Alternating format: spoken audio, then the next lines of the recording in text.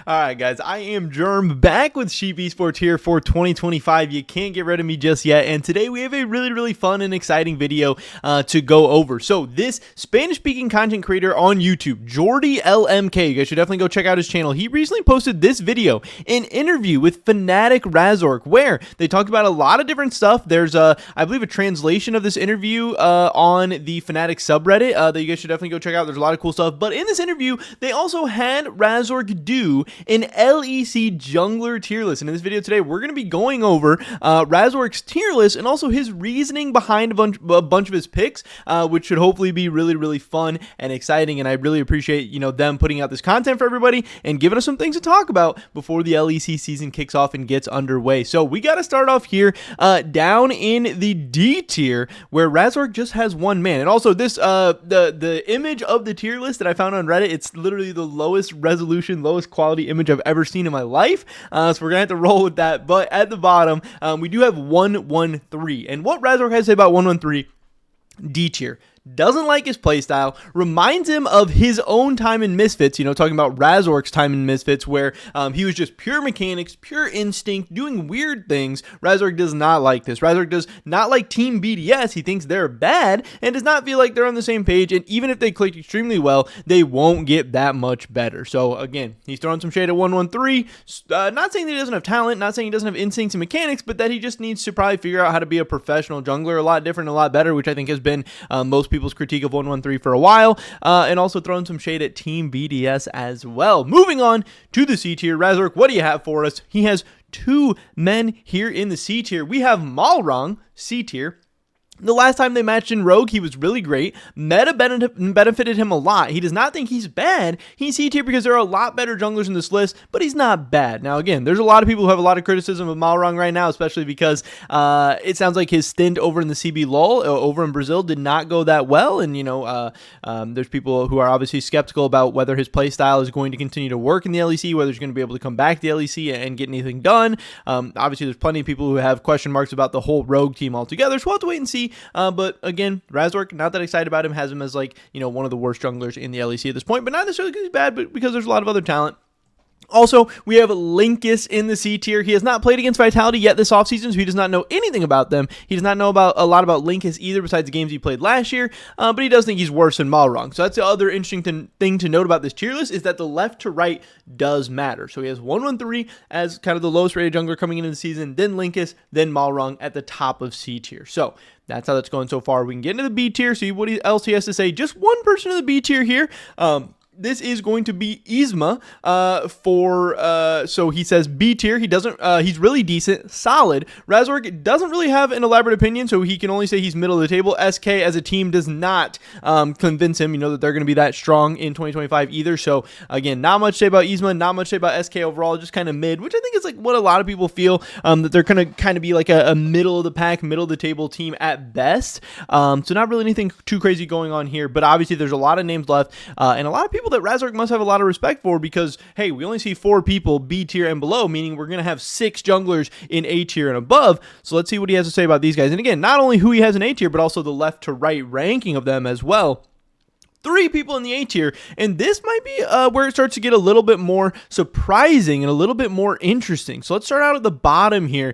Let's start out with Shio, who I know people have a ton of different opinions about. So RAZORK says Shio, A tier. Shio was the piece that connected everything in BDS. It was a mistake to let him go. He's a really structured jungler, and in competitive, that is something great. So again, I have been one saying that I think Shio is a very talented player. I think Shio was kind of a really interesting part of this offseason, and Heretics picking up, I do think is a big pickup, and I think Shio will hopefully really help in the development of Camilo as well. And I did think it was a little bit strange that BDS did get rid of him, especially when the rest of the BDS team looks really strong right now, and to move on from Shio and to bring in 113, that was a little bit confusing to me. But there's a lot of people on like Reddit and stuff like that who aren't as convinced of Shio, or people on Twitter, or just LEC fans in general that have all different kinds of opinions on Shio. But obviously RAZORK is giving him his credit. RAZORK is saying that he's a strong, convincing player overall, but also has him at the bottom of the A tier. So he doesn't really even have him that high. He has him as the 6th best jungler in the LEC. Next up, we get into Skewmond, who is obviously going to be a really really contentious and hotly debated player this year. He's going to have a microscope on his head at all times. But Skewmond, A tier between Closer and Shio. He's not bad, and he'll get better. His place in the tier list is just how good RAZORK feels he is right now. Now, again, I think that's very fair. Obviously, people are so accustomed to players coming into G2 and just being amazing and G2 always being the best and G2 always getting things done, but it's not necessarily always have to be the case, especially right off the bat. It might take Skewmond some time to get accustomed to the LEC, might take some time for him to get his footing under it, might take some time for him to figure out his own role and play style, not only on G2 but in the LEC in general, and to figure out how things are going to work. Maybe he's going to have some nerves, maybe going to have to shake off some rust. Who knows? But right now, RAZORK just kind of has him, fitting into the middle of A tier as a good, not great, not maybe ready to take that next step up player just yet. And then finally, Closer at the top of A tier. Right now, Closer, from the feeling and the sense that I get, is a guy that not a lot of fans are very high and hot on. Obviously, I know, with Closer even getting a spot in the LEC on Giant X, a lot of people were maybe critical of Giant X for going out and getting Closer. Some people thought, we weren't really expecting to see Closer in the LEC because, of the recent form he's shown and everything like that. And I don't know, this was pretty interesting. So to have Closer so high, I thought was a little bit surprising. I think a lot of people are going to be surprised by. Closer does say A tier, better than Shio. He's not a carry jungler, but he's similar to Shio. He has a better team right now, and that makes it a lot easier for him to be where he needs to be. It's difficult to be a jungler when your team trolls a lot. So now he's going to shine more than Shio. Both of them are on the same level, to be honest, but Closer is more solid. So obviously RAZORK showing a lot of praise and a lot of respect for Closer, who, again, Closer's had an amazing career. He's done a lot of awesome things. He's gone to Worlds. He's won titles. He's been in big games. He's had big performances. He's been a massive carry. He's been able to support his team. He's been able to get things done across multiple seasons, multiple metas, multiple play styles, multiple rosters, all that different stuff. But like I said, he hasn't been in the best form as of late, and that's led some people to maybe having some questions about where he is at his career at this point. But obviously, RAZORK still very high in Closer, and I do think a lot higher than many other people. So maybe keep an eye out on Closer, especially early in the season this year. Maybe he's going to surprise some people if you believe RAZORK to be any kind of judge of talent or anything like that. And then finally, the S tier. This is where things also get pretty spicy and things are pretty interesting. He has Elyoya at the bottom of his S tier. He says Elyoya S tier, worse than Yike. He had a lot of bumps last year, but then he just made sure to be the leader of the team he had. Although he wasn't playing at the level he can play. RAZORK still thinks Elyoya is better than all the junglers that are below him. Hopefully his 2025 will be great, and RAZORK wants him to win, except if he's against Fnatic, then RAZORK is going to have to stomp him, obviously.